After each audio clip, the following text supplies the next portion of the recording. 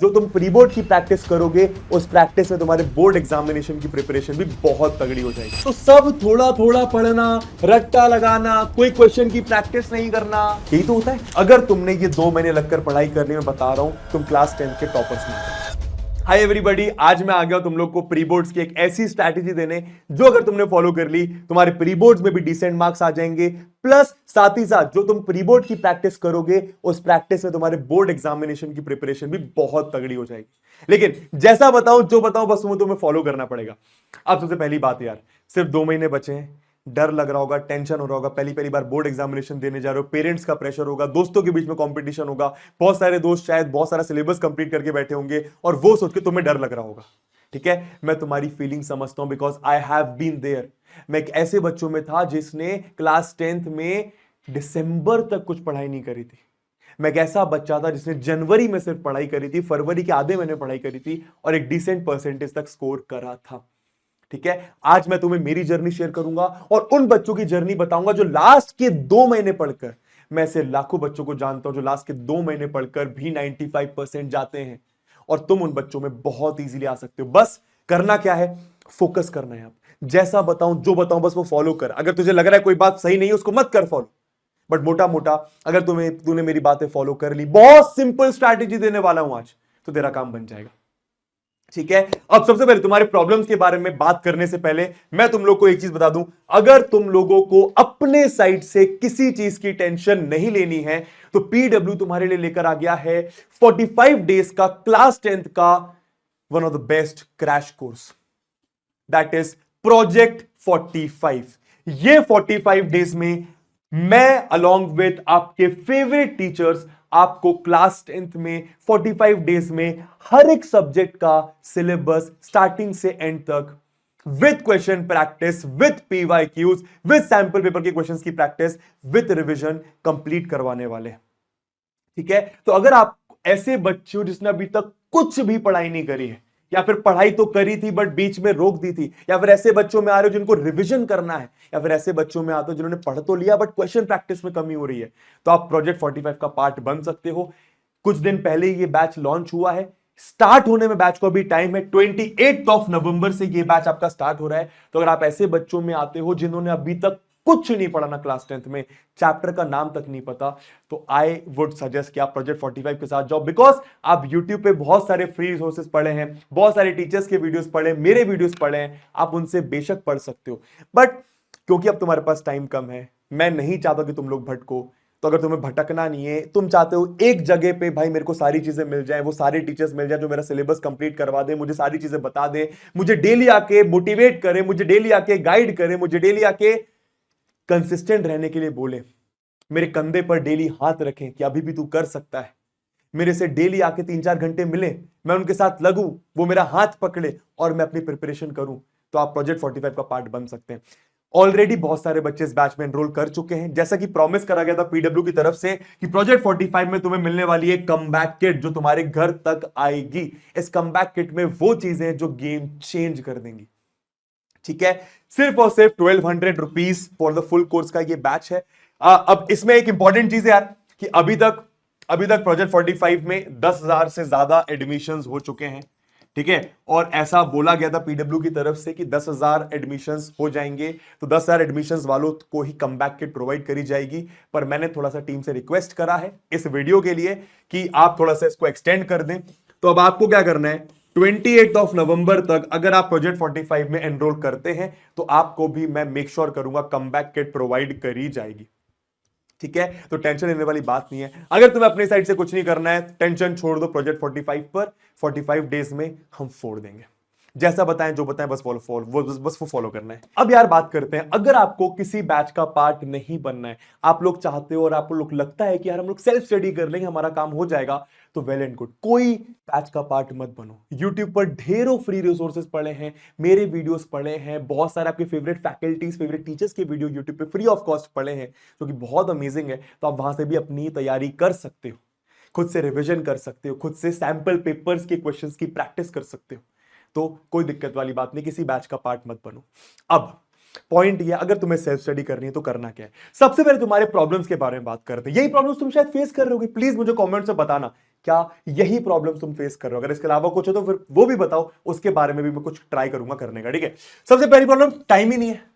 सिर्फ 2 महीने बचे हैं, स्कूल भी जाना पड़ रहा है, ट्यूशन भी जाना पड़ रहा है, होमवर्क भी करना पड़ रहा है, इन सब के बीच में रिवीजन के लिए भी टाइम निकालना है, इन सब के बीच में पीवाईक्यूज भी करने हैं, इन सब के बीच में सैंपल पेपर के क्वेश्चंस की प्रैक्टिस भी करनी है। टाइम कहां से निकालूं? बताऊंगा, पहले प्रॉब्लम्स के बारे में बात करते हैं। नेक्स्ट, बहुत सारा सिलेबस है, मैथ्स के इतने सारे चैप्टर्स है, हिस्ट्री की 4-4 बुक, साइंस के 3-3 सब्जेक्ट, उसके बाद इंग्लिश हिंदी तो मैंने सोचा था कि लास्ट में पढ़ूंगा, लास्ट का टाइम आ गया, मैंने बाकी सब्जेक्ट ही नहीं पढ़े, तो हिंदी इंग्लिश के लिए टाइम कैसे निकालूं? तो बहुत सारे सब्जेक्ट हैं, बहुत सारा सिलेबस है, करना आखिर क्या है? डर लग रहा है, डर लग रहा है, क्योंकि बहुत सारे जो मेरे शायद तुम्हारे दोस्त होंगे वो शायद बहुत सारा सिलेबस कंप्लीट करके बैठे होंगे, तुम्हारे पेरेंट्स शायद तुम्हें कहीं ना कहीं प्रेशर डाल रहे हो, तुम्हारे रिलेटिव शायद कहीं ना कहीं तुम्हें प्रेशर डाल रहे होंगे, तो ये सब का प्रेशर तुम लेके डर रहे हो कि यार आखिर करूं क्या। ठीक है, नेक्स्ट चीज, सबसे बड़ी प्रॉब्लम ये हो जाती है कि तुम लोग 10 तरीके के YouTube चैनल्स पर जाते हो, कोई कुछ कहता है उसको फॉलो करने की भी कोशिश करते हो, कोई और कुछ कह रहा है उसको भी फॉलो करने की कोशिश करोगे, फिर वहां जाओगे, वहां कुछ बताया जा रहा है तो उसको भी फॉलो करने की कोशिश करोगे, वहां पर बोला गया क्वेश्चन बैंक करो तो क्वेश्चन बैंक भी ले लोगे, वहां पर बोला गया ये वाला क्वेश्चन बैंक करो तो वो भी ले लोगे, यहां पर बोला गया ये वाली पीवाईक्यू की बुक करो तो वो भी ले लोगे। तो multiple teachers, multiple resources, multiple YouTube channels चक्कर में तुम लोग छोटे बच्चे हो तो डिस्ट्रैक्ट हो जाते हो, और सबसे बड़ी प्रॉब्लम जो इन सारी चीजों से होती है वो होती है नो एक्शन। नो एक्शन, ठीक है, क्योंकि तुम्हें लगता है कि यार इतनी सारी चीजें, कुछ समझ नहीं आ रहा, आखिर करूं तो क्या करूं, और ये सब सोच के बस टेंशन लेते रहते हो, करते कुछ होने, एंड फिर भाई टाइम निकलता चला जाता है, टाइम निकलता चला जाता है, और at the end of the day हम वहीं पे फिर यूट्यूब चैनल पे जाते हैं और सर्च करते हैं कि लास्ट 10 डेज की स्ट्रैटेजी बता दो। ठीक है, तो ये आपकी प्रॉब्लम्स है। ठीक है, जैसे कि मैंने बताया, अगर तुम लोग चाहते हो कि भाई मुझे ये सब नहीं सोचना है यार, ठीक है, मेरे को बस एक चीज बता दो मैं ये कर लूंगा, तो प्रोजेक्ट 45 मैंने बता दिया है, 45 डेज में तुम्हें सब कुछ कवर करवा देंगे, तुम्हें अपने साइड से कोई टेंशन लेने की जरूरत नहीं है। क्योंकि मैं अगर होता तुम्हारी जगह तो मैं उसी बैच के साथ जाता, बिकॉज मेरे को नहीं लेना है यार ये वाला टेंशन कि भाई मैं मैथ्स यहां से पढ़ूं, मैं साइंस यहां से पढ़ूं, फिर एसएसटी यहां से पढ़ूं, फिर डायग्राम की प्रैक्टिस यहां से, फिर क्वेश्चन की प्रैक्टिस यहां से, फिर ये बुक, फिर वो बुक, मेरे को नहीं सोचना 10 चीजें यार, मैं बस टाइम कम है, मेरे को एक चीज बता दो मैं वो करूंगा बस। ठीक है, तो प्रोजेक्ट 45 का पार्ट बंद, लेकिन लेकिन लेकिन मूविंग ऑन, अगर मैं प्रीबोर्ड्स के बारे में कुछ आपको फैक्ट्स दूं, सबसे पहली बात, क्योंकि प्रीबोर्ड्स भी इंपॉर्टेंट हैं, किस तरीके से प्रीबोर्ड को अपने बेनिफिट के लिए यूज करना है वो बताते हैं। सबसे पहली बात, मार्क्स ऐड नहीं होते प्रीबोर्ड्स के, ना फाइनल बोर्ड एग्जामिनेशंस में, ना प्रीबोर्ड के मार्क्स ये डिसाइड करते कि तुम्हें कौन सा सब्जेक्ट 11th क्लास में मिलेगा। Simple, clear. नेक्स्ट चीज, स्कूल वाले बस डराएंगे कि प्रीबोर्ड बहुत ज्यादा इंपॉर्टेंट है, प्रीबोर्ड में मार्क्स स्कोर करना इंपॉर्टेंट है, जिससे तुम लोग डर जाओगे, तो नहीं डरना है, प्रीबोर्ड्स में अच्छे मार्क्स लाना इंपॉर्टेंट नहीं होता है। ठीक है, नेक्स्ट चीज, एक चीज याद रखना कि हर स्कूल जो प्रीबोर्ड का पेपर बनाता है वो डिफिकल्ट बनाता है, क्यों? ताकि तुम लोग रेडी हो जाओ डिफिकल्ट पेपर को भी करने के लिए, लेकिन जो बोर्ड का पेपर आएगा वो मैं तुम्हें गारंटी दे सकता हूं प्री बोर्ड के पेपर से काफी ज्यादा इजी आएगा। नेक्स्ट चीज, मैं आपको यही बोलूंगा, बार बार बोलूंगा कि प्री बोर्ड्स एग्जामिनेशन देना जरूरी है, और देना ही देना। तुम मिस कर दोगे, स्कूल वाले शायद कुछ नहीं बोलेंगे, बट तुम्हें अपने साइड से देना, बिकॉज वो तुम्हारा एक प्रैक्टिस लाते हैं। भाई जब तक तुम एक क्लास में 3 घंटे का पेपर देना नहीं सीखोगे, तुम एक्चुअल बोर्ड एग्जामिनेशंस में कैसे ये कॉन्फिडेंस लाओगे कि भाई मैं कर सकता हूं यार? प्रैक्टिस करना जरूरी है। ठीक है, नेक्स्ट चीज, अब तुम लोग को कुछ मिस्टेक्स अवॉइड करनी है प्री बोर्ड के चक्कर में, बिकॉज हम लोग, याद रखना, हम लोग प्रिपेयर कर रहे हैं फाइनल बोर्ड एग्जामिनेशंस में अच्छा करने के लिए, तो सब थोड़ा थोड़ा पढ़ना, रट्टा लगाना, कोई क्वेश्चन की प्रैक्टिस नहीं करना, ठीक है, कोई राइटिंग प्रैक्टिस नहीं करना, यही तो होता है। भाई मानो आपका 2 दिन बाद साइंस का एग्जाम है, अब आपने पहले से पढ़ रखे 4 चैप्टर, लेकिन अब आपके बहुत सारे चैप्टर छूट रहे हैं, तो आप लोग पता है क्या करते हो? आप बाकी सारे चैप्टर में रट्टा लगाने की कोशिश करते हो, हर चैप्टर से कुछ ना कुछ थोड़ा थोड़ा इंपॉर्टेंट चीजें पढ़ने की कोशिश करते हो। इस चैप्टर का ये डायग्राम देख के चले जाता हूं, इस चैप्टर में ये इंपॉर्टेंट है ये कर लेता हूं, इस चैप्टर का ये वाला क्वेश्चन रट्टा लगा लेता हूं, ठीक है, या फिर सिर्फ थ्योरी पढ़ के चले जाता हूं, लिखने की मैंने प्रैक्टिस ही नहीं करी है, मैंने क्वेश्चन सॉल्व करने की प्रैक्टिस ही नहीं करी, डिफरेंट वैरायटी के क्वेश्चंस नहीं देखे हैं। क्यों? क्योंकि मेरा 2 दिन बाद एग्जाम है, तो मुझे बस उसमें एक डिसेंट मार्क्स स्कोर करने हैं। ये सब करने से कोई फायदा नहीं होगा। मैं सिंपल, हर बार जब मैं ऑफलाइन भी पढ़ाता था, मैं हर बच्चे को यही बोलता था कि बच्चा, अगर मान तेरे मैथ्स में 14 चैप्टर्स हैं, तू अगर उसमें से 6 चैप्टर्स भी प्री बोर्ड में करके जा रहा है तो कोई दिक्कत परेशानी वाली बात नहीं है, बाकी के 8 चैप्टर्स हम लोग मैथ्स के प्री बोर्ड के बाद कवर कर लेंगे। कैसे वो बताऊंगा, लेकिन इंपॉर्टेंट ये प्री बोर्ड एग्जाम में कि जो करके जा रहे हो, जितना करके जा रहे हो, ये मेक श्योर करना है कि भाई वो जो 40 मार्क का मैं पढ़ के जा रहा हूं ना, वो गलत नहीं होना चाहिए, उसका 1 मार्क मेरा नहीं कटना चाहिए। अगर तुम इस स्ट्रैटेजी से रिलेट कर पा रहे हो तो प्लीज कमेंट्स में मुझे ये प्रॉमिस करना कि जो पढ़ोगे, जितना पढ़ोगे, उसको बेस्ट तरीके से पढ़ोगे। ठीक है, जरूरी नहीं सब कुछ पढ़ के जाओ, जो पढ़ के जा रहे हो उसका मार्क्स नहीं कटना चाहिए। समझ में आ रहा है? तो ये प्लीज फॉलो करना है। नेक्स्ट चीज, प्लान ऑफ एक्शन क्या होना चाहिए। प्री बोर्ड एग्जामिनेशंस का मैंने बता दिया किस तरीके से आपको हैंडल करना है। नेक्स्ट चीज, अब बाकी सारे चैप्टर्स को कंप्लीट करने का, इतने सारे सिलेबस को कंप्लीट करने का एक्शन प्लान क्या होना चाहिए। भाई सबसे पहली बात, जो पढ़ लिया, अब ऐसा तो है नहीं कि कुछ भी नहीं पढ़ा होगा, कुछ ना कुछ तुमने 100% पढ़ रखा होगा। कुछ नहीं पढ़ा, अगेन मैंने बताया भाई, become a part of the project 45, लेकिन मैं जानता हूं तुमने कुछ ना कुछ पढ़ लिया होगा। तो जो पढ़ लिया है उसको रिवाइज करो, लेकिन रिविजन ऐसे नहीं कि भाई जो पढ़ लिया उसको बस ऊपर ऊपर से रिवाइज करे जा रहे ना, रिवीजन करो थ्रू क्वेश्चंस। अब क्वेश्चंस कहां से उठाओ? सैंपल पेपर से। मैं बता चुका हूं, बार बार बता चुका हूं, पीडब्ल्यू के सैंपल पेपर्स हर एक सब्जेक्ट के अवेलेबल है, उसको उठाओ, हर जगह पे तुम्हें मिल जाएंगे। बोलोगे क्या, मैं लिंक लगा दूंगा इस वीडियो के डिस्क्रिप्शन पे। ठीक है, प्रोजेक्ट 45 बैच का भी लगा दूंगा, सैंपल पेपर का लिंक भी लगा दूंगा। तो रिविजन करना है थ्रू क्वेश्चंस। समझ गए? फॉर एग्जाम्पल, भाई मानो तुम्हारा साइंस का चैप्टर है केमिकल रिएक्शंस एंड इक्वेशंस, तुम ऑलरेडी पढ़ चुके हो। भाई तुम सैंपल पेपर्स खोलो, हर एक सैंपल पेपर में उस चैप्टर से कौन सा क्वेश्चन आया उसको तुम करो सॉल्व। बन रहा है तो बहुत अच्छी बात, नहीं बन रहा तो उसका सॉल्यूशन देख के उसको बनाओ, और अगर एकदम भूल गए हो तो फिर जाओ वहां पर जहां से तुमने वो चैप्टर पढ़ रखा था।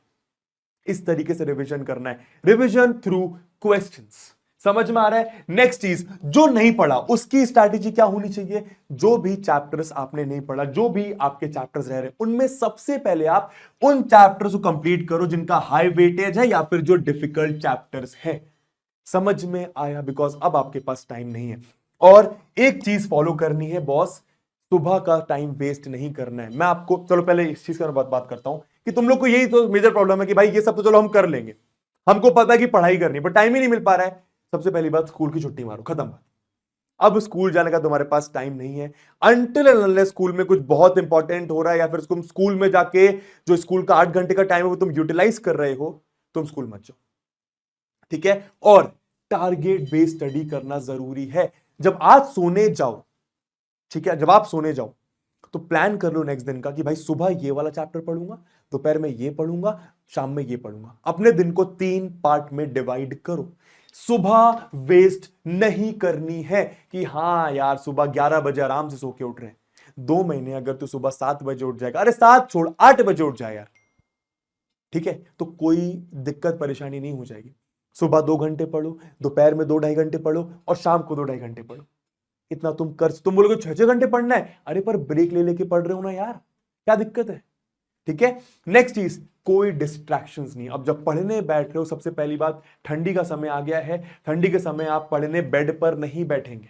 कहां बैठेंगे? आप सारे अपने वस्त्र धारण करके, मतलब जो ठंडी के कपड़े हैं, इंक्लूडिंग सॉक्स, इंक्लूडिंग अगर आप टोपी लगा रहे हो, अगर आपको ठंडी ज्यादा लगती है, स्वेटर वगैरह पहन लो, जैकेट वगैरह पहन लो और एक प्रॉपर टेबल में बैठकर पढ़ो। क्योंकि उससे एक फायदा होगा, अगर आपको ठंडी नहीं लग रही तो आपको बेड अपने पास बुलाएगा नहीं। हमको बेड अक्सर तब बुलाता है जब ठंडी लग रही होती है। ठीक है? अगर हीटर यूज कर तो हीटर यूज कर लो, पानी पीते रहो कंटिन्यूसली। ठीक है? 30 मिनट लगकर पढ़ाई करो और 5 मिनट का ब्रेक लो, पोमोडोरो टेक्निक यूज करो।